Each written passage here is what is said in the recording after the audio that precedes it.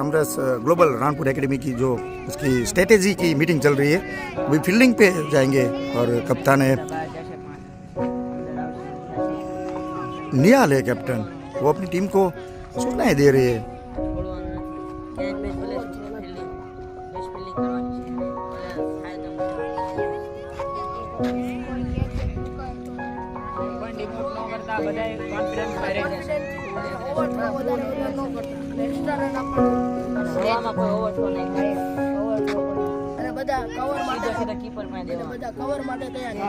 અને બધા એક્ટિવ રહેજો.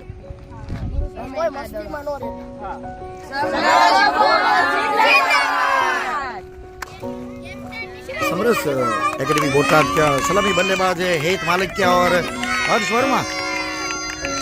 पहले टॉस जीतकर बल्लेबाजी का फैसला लिया कप्तान वर्मा ने, और सामने है रानपुर ग्लोबल अंडर 14 की टीम।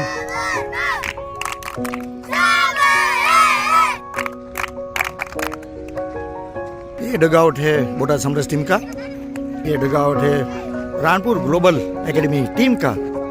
अपना फील्डिंग का जो प्लेयर का हौसला बढ़ाते हुए सब ये टेम्पो है रानपुर ग्लोबल का।